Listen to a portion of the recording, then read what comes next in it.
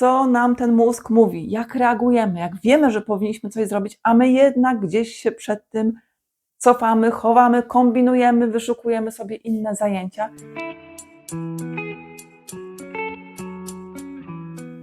Jest wrzesień, jakby nowy rok akademicki, ale zawsze nowy rok numerologiczny jest również we wrześniu. Nowy początek. Dlaczego by nie zacząć właśnie teraz? To nic, że kolejny raz.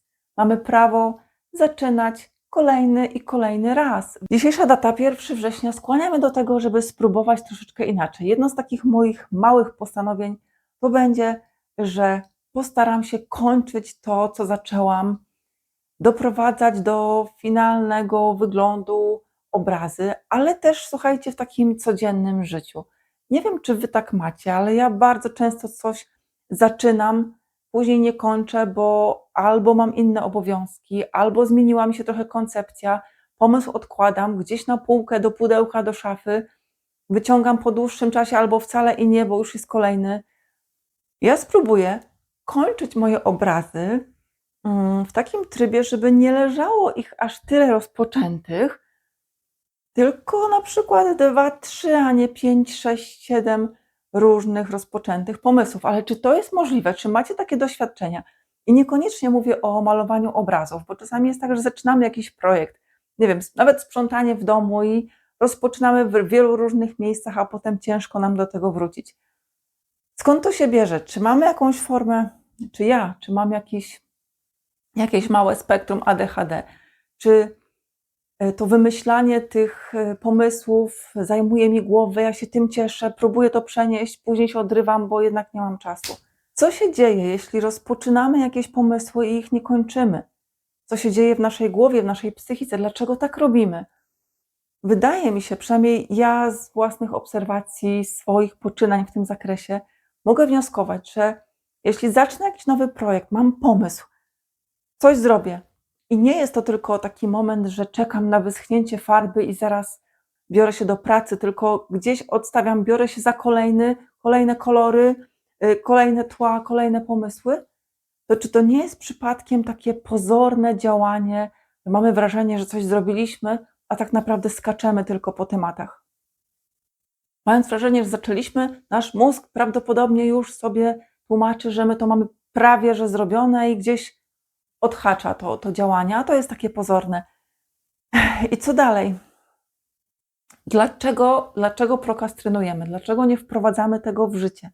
Co się dzieje? Czy to coś jest z nami nie tak? Nie, no prawdopodobnie nasz mózg chroni nas przed tym, abyśmy zbyt dużo energii jednak nie zużyli na to, aby coś robić. My naturalnie, atawistycznie jesteśmy stworzeni do tego, aby odpoczywać, regenerować się, kumulować energię na moment, w którym będzie ona nagle potrzebna, czyli na taką naszą czujność i nagłą taką sytuację, która wymusi na nas działanie. Więc my potrafimy działać w takich sytuacjach wymagających tego. Ale jeśli mamy trochę wolnego czasu i wiemy, że moglibyśmy go przeznaczyć na to, co sobie planujemy zrobić, ja na malowanie obrazów, czy wy na jakieś inne aktywności, to już zaczynamy szukać troszeczkę wymówek. Przynajmniej ja tak mam. Słuchajcie, ostatnio, kilka dni temu, powiedziałam rodzinie, że bardzo bym chciała najbliższy czas spędzić na takiej pracy artystycznej. Brakuje mi tego czasu. Muszę trochę się zmobilizować, bo będę miała niedługo wystawę, taką 3-tygodniową i muszę pomalować. Chcę namalować kilka nowych obrazów, chcę dokończyć te, które mam i proszę ich o taką wyrozumiałość i większe zaangażowanie w sprawy domowe, a ja w tym czasie będę tutaj się realizować. Wszystko super, wysłuchali, zrobiliśmy taki mały plan domowych tutaj tematów i co się okazało? Że poczułam silną chęć, aby posprzątać 2, 3 szafki w kuchni. I właśnie wtedy uznałam, że muszę je posprzątać, że nie wiem, co się stanie, jak wyjdę z kuchni i właśnie zacznę malować obrazy, że te szafy wymagają właśnie segregacji tego, co jest w środku, przetarcia, przejrzenia produktów i ułożenia ich na nowo. Czy to jest normalne? No jest, no wyszukujemy sobie inne, bardzo ważne wtedy zajęcia.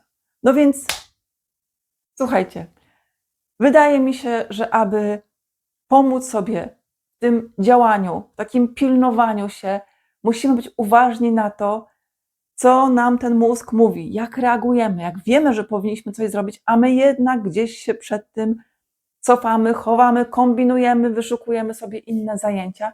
To znaczy, że ewidentnie musimy się zmobilizować.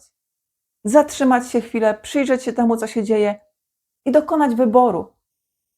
Jeśli faktycznie jesteśmy zmęczeni, odpocznijmy. Nie możemy też naszego organizmu przeciążać, ale jeśli czujemy, że to jest tylko taki sygnał, że może niekoniecznie coś zrób, może usiądź, może lepiej poleniuchować, to zastanów się, czy warto tak zrobić, czy nie zacząć chwilę działać w tym kierunku, który jest waszym celem, pielęgnować własnych pasji, rozwijać się, czy po prostu wykonywać obowiązki, które wiecie, że powinny być zrobione, zacząć, po prostu zacząć i w ciągu kilku minut prawdopodobnie, jak już wejdziecie w ten rytm, to już pójdzie. Ja tak mam z malowaniem, że jak staję przed sztalugą, to po chwili ta wena przychodzi. Nie możemy czekać, aż ona przyjdzie, aż przyjdzie nam ochota do pracy, ochota do działania, tylko ja z własnego doświadczenia wiem, że muszę zacząć działać, a wtedy wszystko się toczy.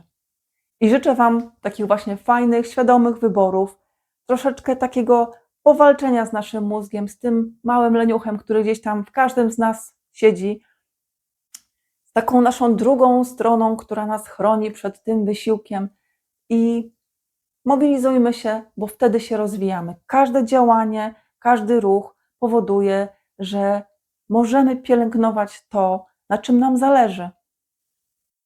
A napisz, czy ty też tak masz, że jak masz zrobić coś ważnego, coś, co sobie postanowisz, nawet już termin jest blisko, a jednak wyszukujesz jakieś poboczne działania, które są bardzo istotne właśnie w tamtym momencie. Pa.